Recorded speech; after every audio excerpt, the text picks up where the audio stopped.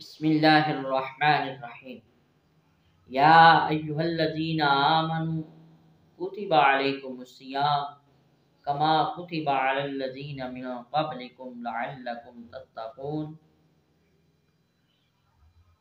रोज़ा रखने का मकसद क्या है? और रोज़े का मकसद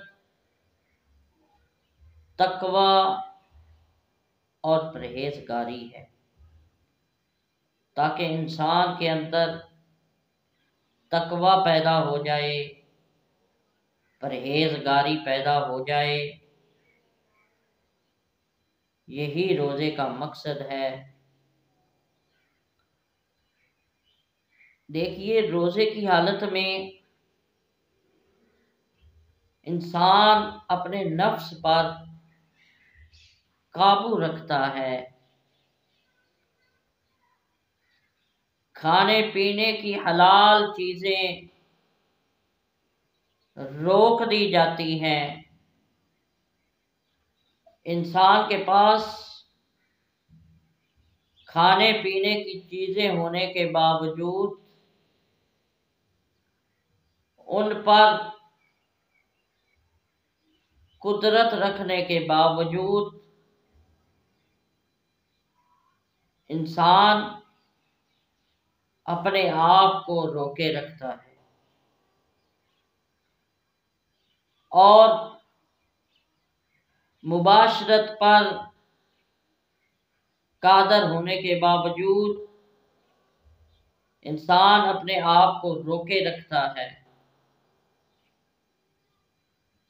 इसकी वजह से इंसान के अंदर परहेजगारी पैदा होती है। इंसान के अंदर खौफ खुदा पैदा हो जाता है और जो अल्लाह रब्बुल इज़्ज़त से डरने वाला होता है, कुरान फरमाता है कि वअम्मा मन खाफ मकाम रब्बिही व नहन नफ्सा अनिल हवा फ़इन्नल जन्नत हियल मअवा। कि जो अपने रब के यहाँ खड़ा होने से डरे, अपनी ख्वाहिशाते नफसानी को काबू में रखे, तो बेशक उसका ठिकाना जन्नत है। रोज़े का मकसद परहेजगारी और तकवा है। रोज़ा रखने की वजह से इंसान परहेजगार बन जाता है, इंसान के अंदर तकवा पैदा हो जाता है, इंसान खौफ खुदा रखने वाला बन जाता है।